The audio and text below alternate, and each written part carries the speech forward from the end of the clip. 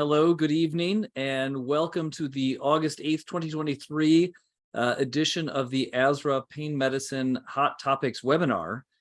Tonight, we'll be discussing pain genetics and pharmacogenomics.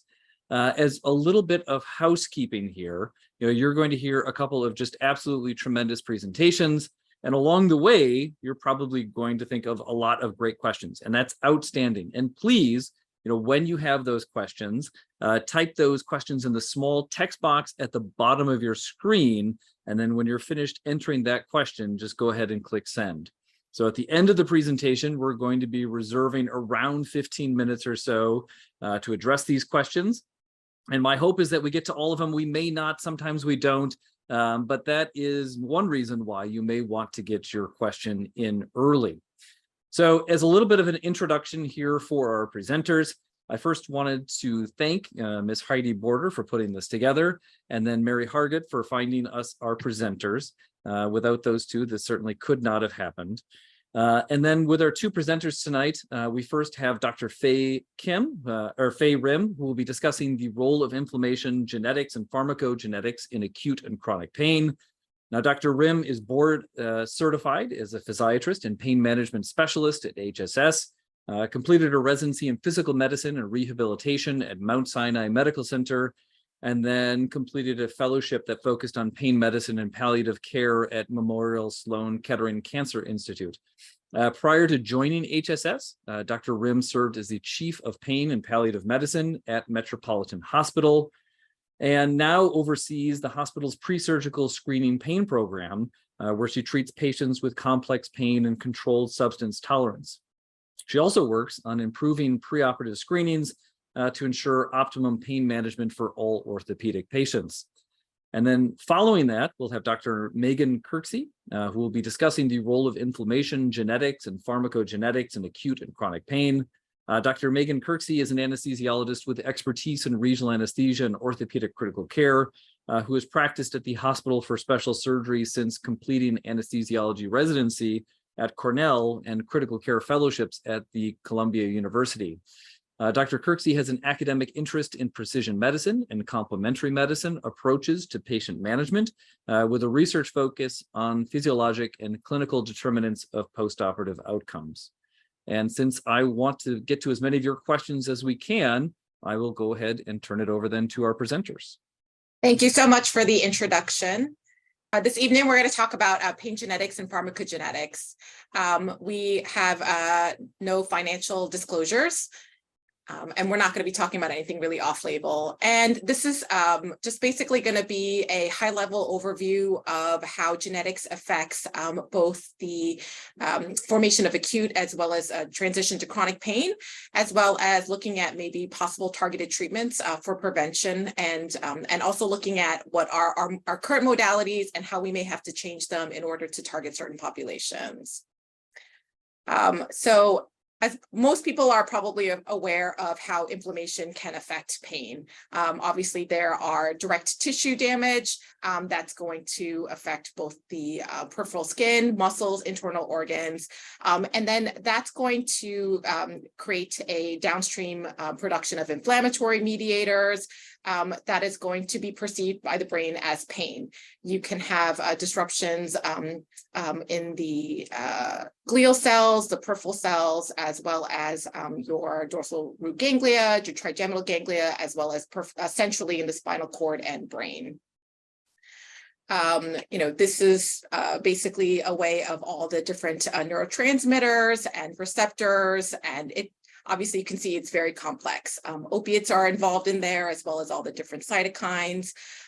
And there is both a central sensitization that happens along the ways of developing both acute pain. And then as that process kind of gets reinforced, we think that's the way that acute pain basically gets modulated into chronic pain. Precision medicine for both acute and chronic pain is the ability to classify individuals into different populations so that we are looking at both their susceptibility to a particular disease, the prognosis of how they're going to develop those diseases, and then trying to figure out specific treatment responses to that. There are obviously biologic diversity that allows for why you are going to transition from acute to chronic pain. There's a lot of SNPs in the DNA that have been associated with different levels of chronic pain syndromes. Epigenetics also comes into play. That's how different environmental factors can affect your DNA. That's like smoking, obviously UV radiation for skin cancer. There are also a lot of RNA and cytokines and cell behavior that basically gets translated into how you're going to develop pain, how you process pain, and then how that can translate into chronic pain. In terms of the genetic variation, that we know that there are actually heritable pain conditions that are looking at specific genes.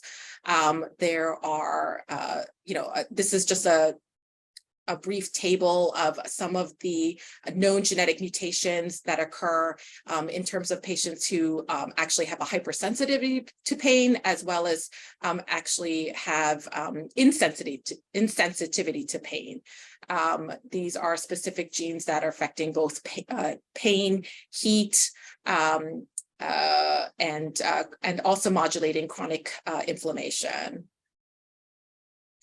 When we're looking at susceptibility to pain and their implications for treatment, some of the ones that we're looking at are, mu receptor genes. OPRM1 is the one that can translate into basically morphine efficacy, as well as how you can alter pain sensitivity through the modulation of pain medications. Melanocortin-1 receptor gene is actually the one that's associated with redhead syndrome. For anybody who's heard of that, it's a real thing. They tend to have decreased processing of actually the sodium channel receptors, and that affects how they process local anesthetics. Also along the way of treatment, looking at efficacy and side effect profile, COMT is another enzyme that's mainly responsible for the metabolism of noradrenaline, adrenaline, and dopamine. Obviously, those are also a regulator of pain perception. And then you can look at the CYP450 genes. They are involved in the metabolism of the opiates, and they can up or down regulate how you respond to opiates. And then there are P-glycoprotein transporters that are useful for, the crossing of the blood-brain barrier for specific pain medications. Again, there are different phenotypes that you could do for CYP450 genes, looking at ultrametabolizers or poor metabolizers. Again, that's going to affect how they respond to opiate medications, morphine derivatives, and some of the thought of how you cross from acute to chronic pain is that if you do have poorly controlled acute pain, then you're going to have a greater susceptibility to developing chronic pain syndrome afterwards. Again, some of the other genes that are associated with development of chronic pain syndrome, again, are those genes that I mentioned before that have to do with opiate processing, as well as potassium sodium channels.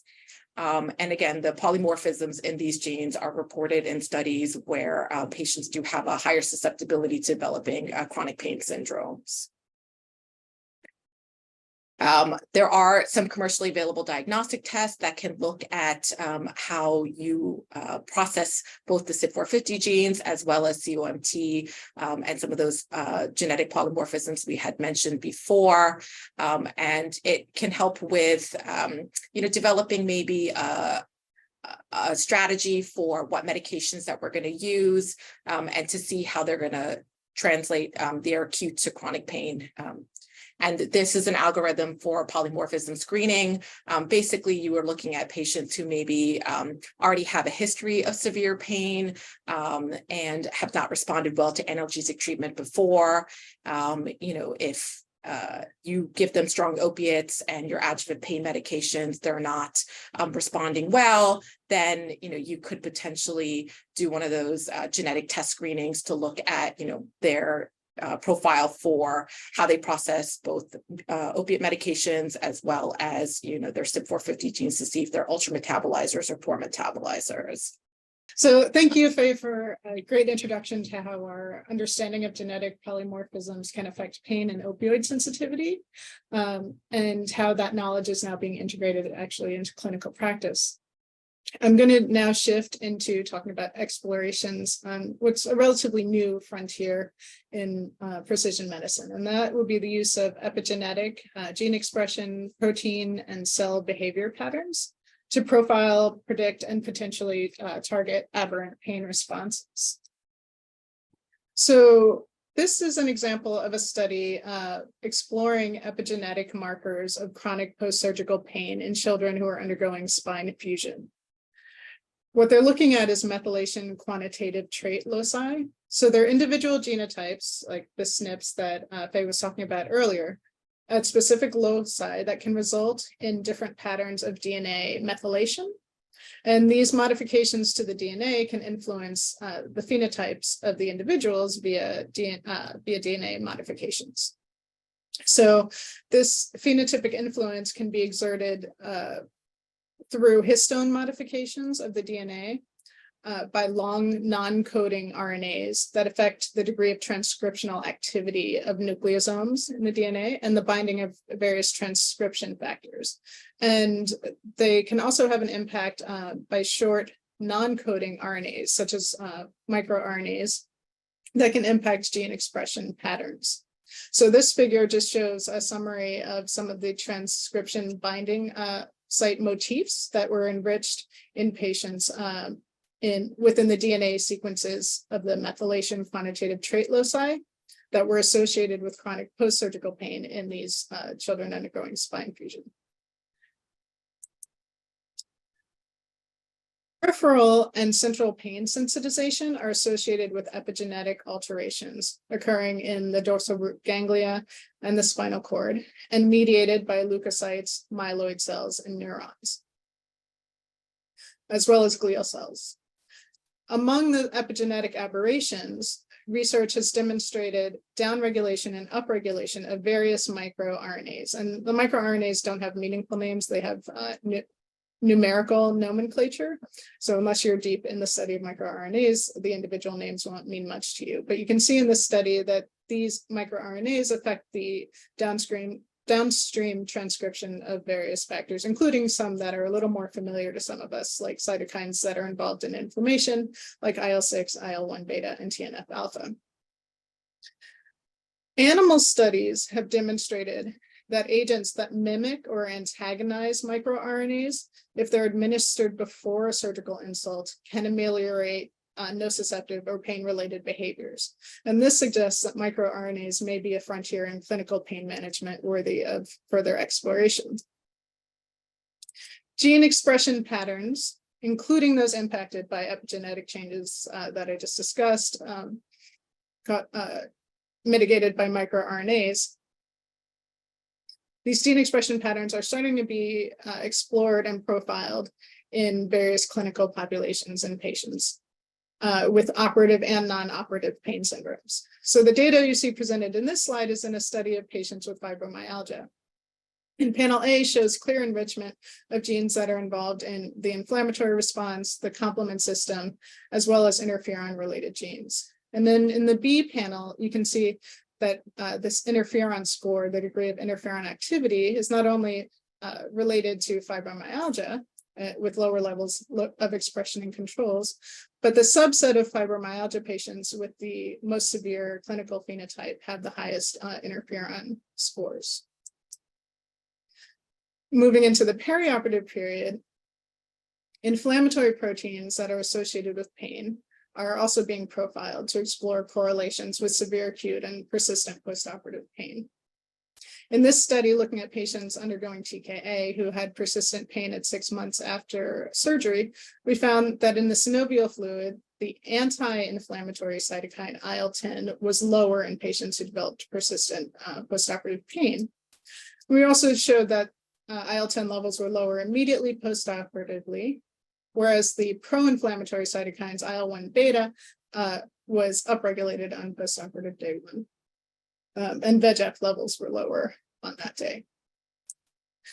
All of this suggests that perioperative inflammatory response, even as early as arrival to the PACU or postoperative day 1, may have an impact, if not just a correlation with persistent postoperative pain many months later. This is a study by a group that was looking at chronic post-surgical pain after hepatectomy, and they were able, using machine learning, to integrate biological data on various biological markers, including cytokines of interest and matrix metalloproteinases, with clinical data to generate a predictive model.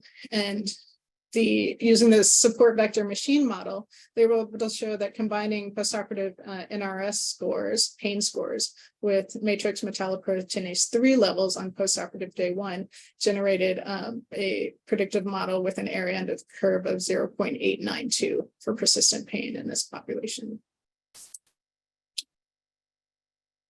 Moving a little bit broader, if you look at cell types, cell states, and behavior, why do we care about the inflammatory genes? We care about the inflammatory genes because inflammatory gene expression affects protein levels of these cytokines, and these cytokines have effects on cells that impact pain in this particular area that we're interested in discussing today.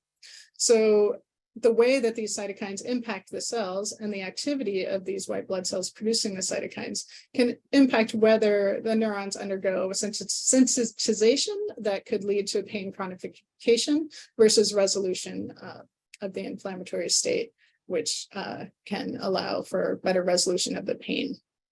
And here again, you'll see some names we mentioned before from other studies, like IL-1 beta, pro-inflammatory cytokines, TNF, IL-6, interferons again, and the anti-inflammatory cytokines, IL-10 and IL-4, predisposing cells to pain resolution.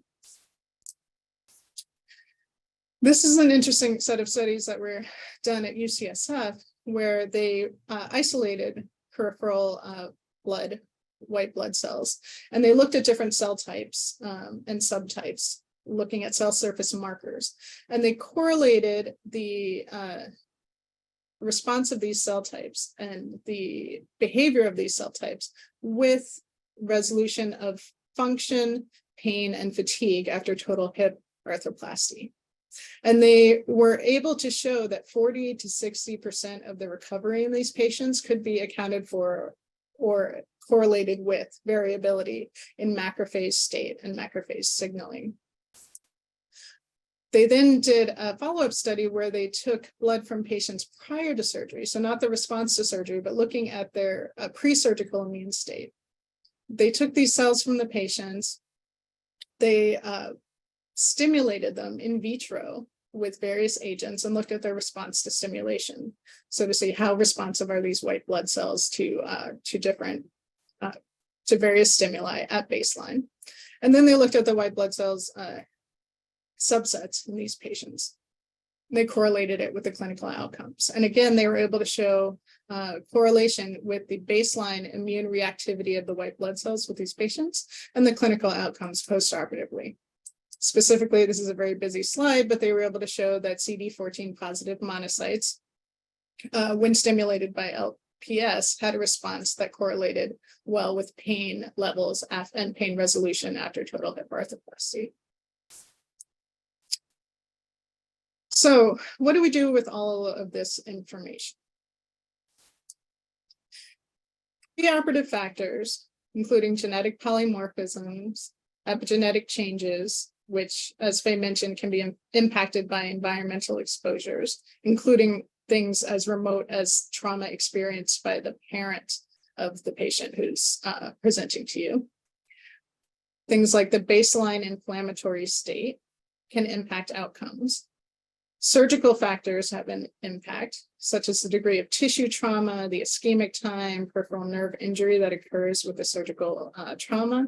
And then there are other perioperative factors that can influence the outcome as well, like the inflammatory response to surgery, medication exposures to things that we administer pretty routinely, like steroids and NSAIDs, opioids, the degree of rehab intensity that patients undergo. Things like sleep quality can potentially impact the recovery and the potential transition from acute to chronic pain in the postoperative period.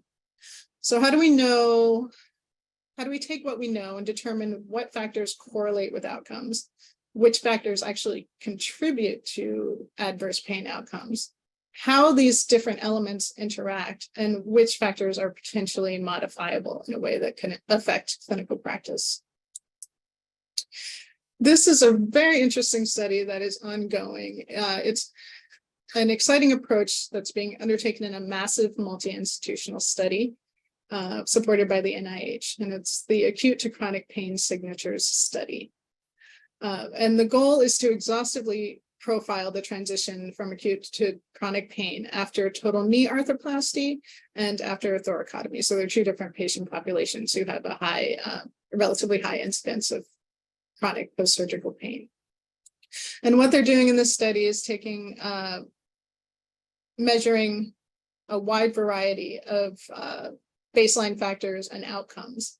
So they look at baseline, early postoperative and later postoperative patient-reported outcomes, neuroimaging. They collect biological samples for various omic profiling, and they're performing quantitative sensory testing in these patients. To dig a little bit deeper into what they're looking at for the patient-reported outcomes, they're using measures of pain and function and disability. They're using questionnaires to assess mood and affective disorders, sleep quality, cognitive function at baseline and postoperatively, exposure to trauma, how much social support patients have. For neuroimaging, they're looking at fMRI, diffusion imaging, gray matter volume. And under the biological assays, they're doing genomic analysis, transcriptomics, so gene expression, looking at protein levels using proteomics, as well as lipid modifications and metabolomics, which is essentially a look at the metabolic profile, markers of the metabolic profile of some of these patients. And then for quantitative sensory testing, they're looking at pressure pain thresholds, temporal summation, and conditioned pain modulation. Digging a little deeper on the biologic side, again, they have a set of primary biomarkers and a set of secondary biomarkers based on what's already known in the field.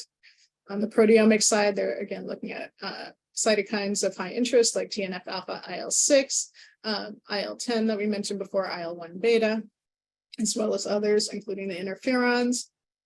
On the genetic side, we're looking at polymorphisms in some of these same cytokines, as well as the COMT haplotype and mu opioid receptor, some of the genetic polymorphisms that Faye talked about earlier today that we know may impact pain. So, a major microRNA of interest, MIR2233P, and these are lipid modifications and metabolomics markers. So you can imagine that at the end of a study like this, one of the most interesting things about this study is that it's multi-institutional, not only in where they're enrolling patients, but they've enlisted some of the top researchers who are able to analyze data for each of these types of analysis and to perform data integration as well. So there's a proteome center and a transcriptome center involved. So if you can take this kind of comprehensive data and integrate it with machine learning and other AI technology, you can imagine a future where we might be able to take demographic information from surgical patients, collect samples to look at the transcriptome, proteome, et cetera, and generate predictive modeling that could help us to identify patients who are at high risk for developing aberrant pain syndromes.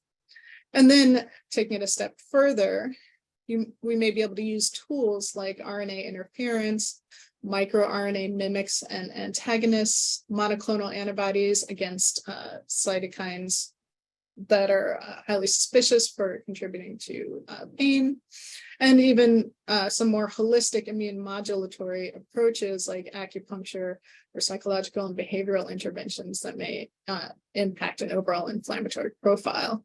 And we may be able to use various tools like these to address known genetic, epigenetic, gene expression, protein, cell behavior anomalies in patients who are at risk for pain disorders. We went through a lot of information very quickly, but to summarize, we wanted to introduce the idea that most people are familiar with it. Inflammation contributes to acute and chronic pain states peripherally and centrally, and plays an important role in determining patients who transition from acute to chronic pain with something like a surgical insult. There are multiple levels of biological diversity that contribute to the range of patient pain states. We've shown that what we already understand about the genetics of pain has allowed for some targeting based on pharmacogenomics. And have introduced the frontier for prediction and management of aberration and undesirable pain outcomes through multi-omic analysis and potentially targeted interventions. A couple of reference slides for anyone who wants to dig deeper, and then we will open up to questions.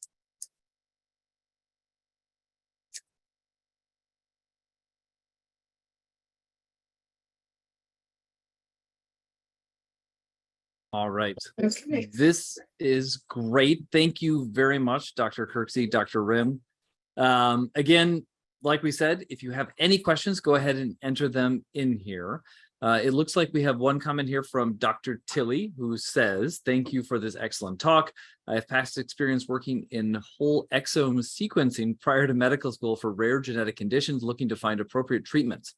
Do you know if WES has been used in patients with chronic pain and or pain syndromes to specifically look for new pain treatment modalities?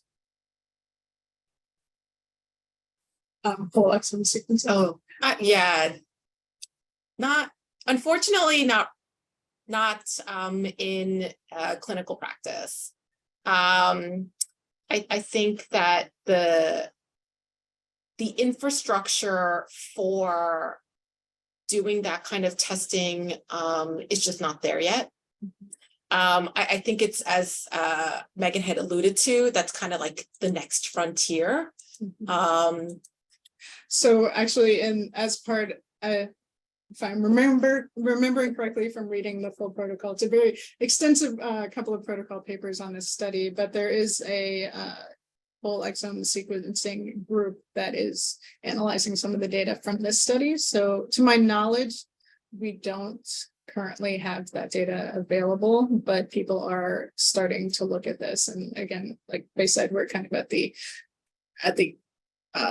leading edge of starting to look at some of these questions, and then actually analyzing the data and figuring out what's meaningful and what's not. I think we've got a ways to go. And then the other question that Faye alluded to is what's practical at the bedside. I think we're a long way from whole exome sequencing of individuals, but through a study like this, if you can identify which elements seem to be associated with pain, you can potentially create smaller panels of interest to look at individual patients at the bedside. And I think that may become practical quite soon.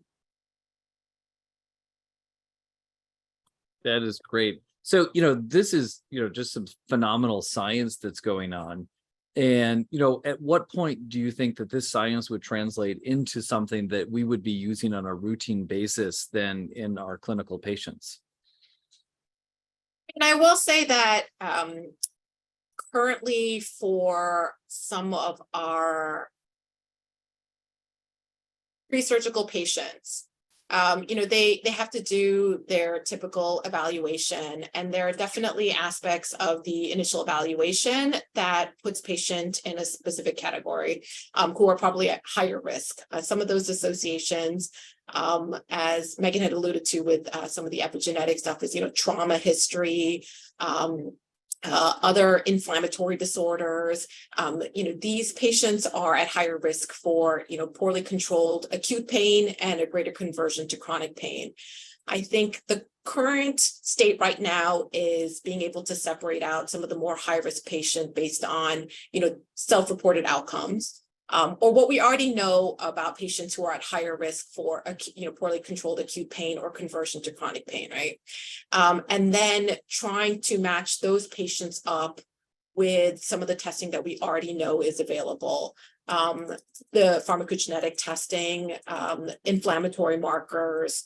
And then once we have a little bit more of that ideology, something like this one, so once we have some of these more high-risk patients, those are the ones who we would probably refer for testing. Again, because the data and the science isn't quite 100%. But again, those high-risk patients based on self-reported outcomes, can have the pharmacogenetic testing, will have inflammatory marker testing, and probably have more medications and more tailored treatment, and are followed a lot more carefully and closely to try to see if any of the interventions we already have available will help either minimize their acute pain and then decrease their conversion to chronic pain. So there are things that are currently in place right now. It's really trying to marry the science and the current knowledge. And then the goal with these larger studies is then to be able to translate that to the greater population. I think the holistic science is that, basically you could do a simple, blood test beforehand, and you can start to categorize these patients on different tracks for acute pain, knowing what their markers are beforehand. But since we're not there yet, we look at, their overall history, and then based on their history, we can start to put them on these tracks. On the kind of more molecular than DNA level, looking at, for example, the hepatectomy study, for example, if that kind of machine learning based evidence bears out over time, and you actually can have a biomarker profile that's a mixture of clinical and one or two biological markers, something as simple as the NRS score and MNP3 and post-op day 1, that's something you can imagine very easily implementing into clinical practice to at least identify a high-risk population. I think the trickier thing will probably be figuring out what interventions are the best interventions for some of these patients where the contributors are so multifactorial. And it may be for some of these patients, even maybe not for a hepatectomy, that's usually for something dramatic, but for something like a knee replacement that's somewhat elective, we may even identify patients who may benefit from not undergoing surgery, for example. That could potentially be an intervention worth considering for some of these extreme outliers. In your opinion, how far off do you think we are from routine genetic testing occurring prior to surgery as a mechanism to kind of guide our perioperative analgesic regimens? I actually think we're probably closer. Part of it is also how commercially available these tests are. And there's a lot more companies that are kind of joining the bandwagon for marketing these types of studies. So I think, as there's a lot of startups who are in the field, there's a lot of like VC funding in these types of testing. And as they, again, like with that kind of money, with the growth of these commercially available testing, I think that, probably in the next 5 to 10 years, it's going to be a much more routine thing to do. Even now, I mean, looking at, the pharmacogenomic testing, looking at like opiate susceptibility, where that kind of level of testing has gone over the last 10 years, I would anticipate that's going to be the same for these inflammatory markers as well. Are you using it in your practice? Yeah, so I will say the genetic test, the pharmacogenetic testing, I do routinely in my practice. I have an outpatient chronic pain clinic, and I do, and as you had mentioned in my biography, one of the things I do is run the pre-surgical screening program for chronic pain patients. And so again, I get a lot of patients who are either opioid tolerant or who have had a poor history of postoperative pain control, a lot of people who develop chronic pain syndrome, CRPS, and we routinely do these tests to kind of see, how they're going to respond to different possible treatments or new medications, especially because a lot of these patients are also very hesitant. They've been on a lot of medications beforehand, and they don't like being a guinea pig. They want to know why everything's so trial and error. Is there a better way? And so So this is one of the options that we give our patients. The biggest issue is that it's usually not covered by insurance. So the patients do have to be willing to pay out of pocket for the test. They brings up another good point, which is for precision medicine, at least as I think about it right now in this context, it's not something that is for everyone. We're really thinking about outliers here who have unexpected bad pain-related outcomes or pain-related syndromes. And so I think it's a longer timeline for when we would be routinely sending everyone through screening for any of these pathways. But if we can come up with good predictive models to add into our clinical history, so maybe you can catch someone before they have a traumatic surgical experience to screen them based then. Yeah, Megan and I were actually talking right before we gave this test, this talk rather, about how, probably with a normal distribution, most people get standard of care and it's really not a problem. It's kind of when you're like 10% on each end that you end up with unfavorable outcomes. And then, looking at the way healthcare is delivered, those 10% can use a lot of healthcare dollars and a lot of healthcare resources. So if there's a way to kind of get them in line with, the checklist medicine and people who kind of get the traditional, that's going to save, systems money in the long run. That's going to save, the whole healthcare system in the long run. So it's really trying to kind of get those last 10% in line with everybody else and have good outcomes.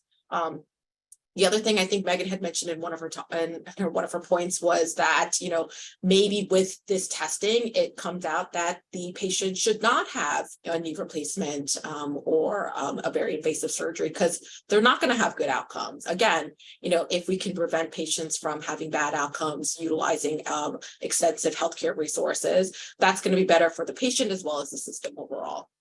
Now, with those outliers, where would you point, a healthcare professional looking to obtain genetic testing for their patient? What kind of resources are available? What's like the best place to find these resources? So I would definitely leverage, within anybody's healthcare system, neurologist, rheumatologist, because they tend to work a lot with these patients who have, chronic inflammatory states. And again, there's a lot of commercially available tests now that are looking at genetic testing. So you can also kind of, Dr. Google it a little bit and kind of mix the two together.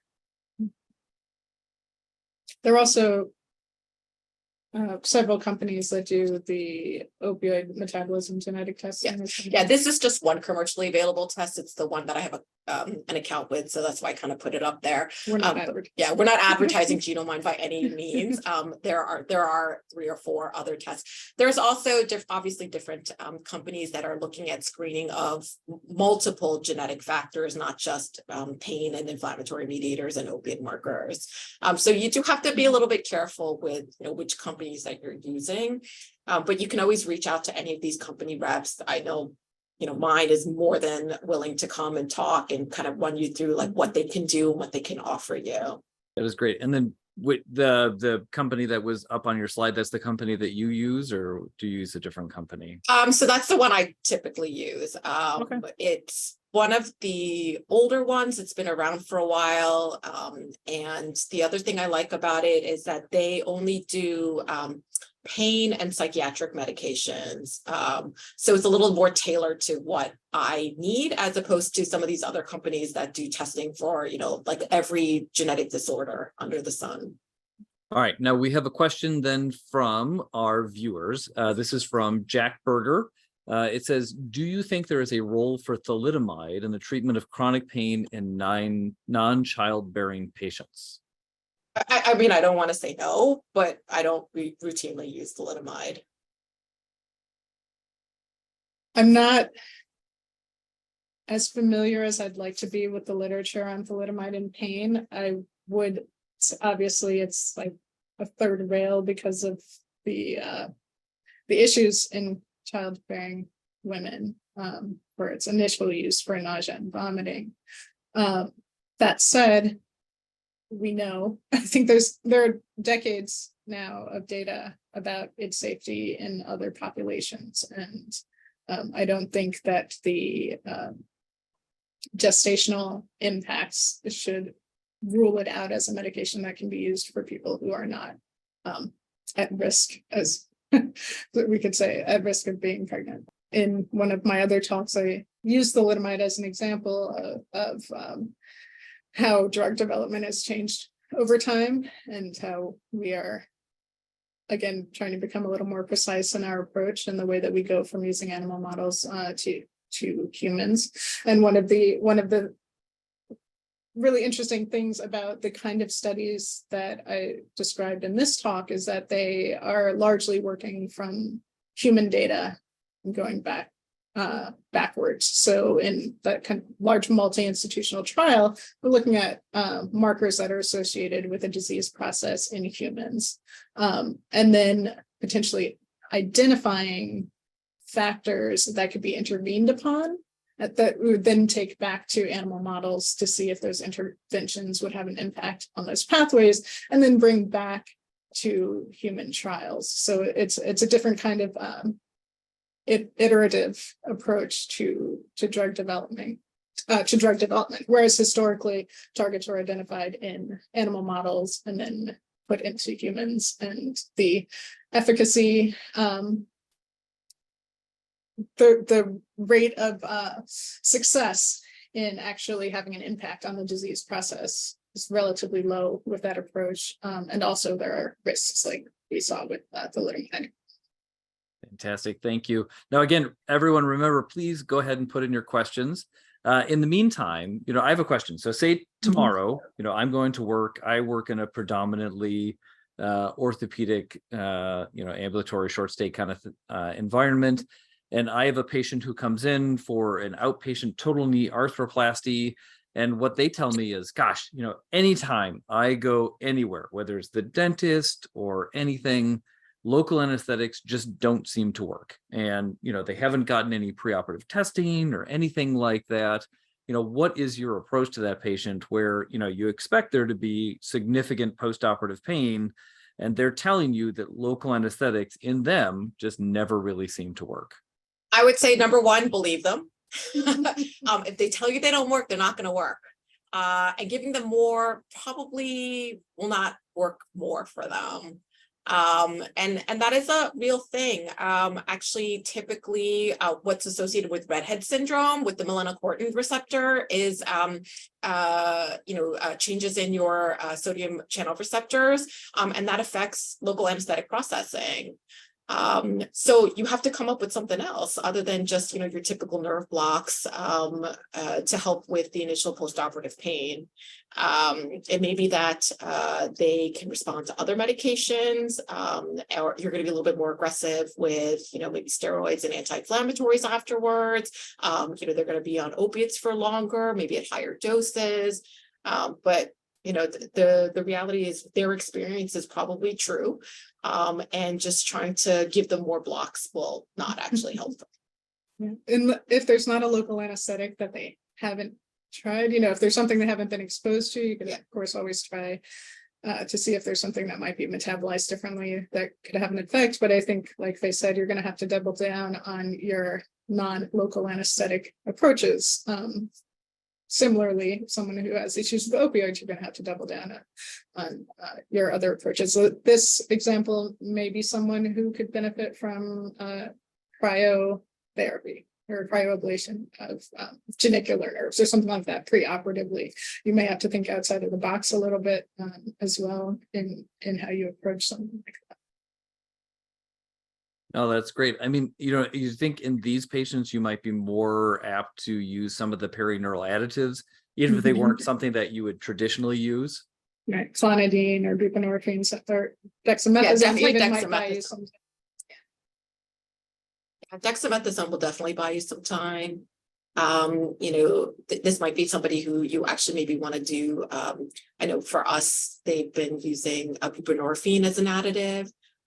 So again, the additives will definitely help, but just relying on just the local anesthetic aspect, it's not going to give you that much. And then, Dr. Kirksey, what kind of, this is something that I just honestly don't have a lot of familiarity with. What kind of complementary medicine approaches do you think you might use in these patients, who have these, resistance to local anesthetic effect? So we now have a pretty active, we have a couple of acupuncturists on our staff who are pretty active. I think there's a good amount of literature supporting acupuncture for inflammation and for various pain syndromes at this point. I think the literature is mixed and there are definitely naysayers, but we have an abundance of anecdotal feedback from patients and surgeons in support of it, in addition to the part of the literature that supports it as well. I think that there are approaches like cognitive behavioral therapy, even hypnotherapy that can be used in the right circumstance with the right practitioner and the right patient that can really improve, if not the physiology of pain, the patient's ability to tolerate pain and to process it as something less noxious. So those kinds of approaches. And then there are other, I think, more physiologic, but still not well understood approaches like nerve modulation that can potentially have an impact on pain control after surgery. So these are areas that are still under active study. I think we're coming into a phase where there's a little bit less skepticism in traditional practice for some of these complementary approaches, even things like intraoperatively using music or virtual reality as an alternative to sedation, or to minimize sedation in the operating room. There are a lot of different approaches that can be considered from the complementary side. I will say there's within our own group here at HSS, we have a study that looked at intraoperative acupuncture, which led to decreased opiate utilization. There are studies looking at VR, especially in the holding area. I think one of the studies was that Meghan had alluded to was looking at the inflammatory state of the patient prior to surgery. So using the VR to try to decrease the anxiety while they're in holding can be helpful for just decreasing the pain state that they're in after surgery. We also use aromatherapy. Again, more for maybe like nausea, but also we have some things that are just trying to create a more calm environment for the patient. Again, trying to decrease that inflammatory response of the patient immediately after surgery. And all of these things can maybe downregulate the acute pain experience and hopefully decrease the transition to chronic pain. Well, that is great. I wanted to thank Dr. Kirksey, Dr. Rim, just so much for your presentations here tonight. They were absolutely outstanding. And I think kind of gave all of us something to think about, and, something to think about kind of outside of the realm of the needle, which is something, we very frequently just kind of get wrapped up in, what block can we do, something like that. And let's see here. And with that, on behalf of ASRA Pain Medicine, we would like to thank you for your participation in today's event. Please keep in mind that the 22nd annual pain medicine meeting is occurring in New Orleans this November 10th through the 11th. The abstract submission deadline is really just coming up right around the corner, August 15th. And beyond that, there are a number of different courses being hosted by ASRA, whether it's the cadaver course coming up in October or a variety of different POCUS courses that are available. Please go ahead and check those things out. On the docket, coming up in October, we'll be discussing entrustable professional activities in regional anesthesia and acute pain medicine training. And so please kind of look out for those invitations. And with that, everyone, please have a great night and hang in there. Thank you again.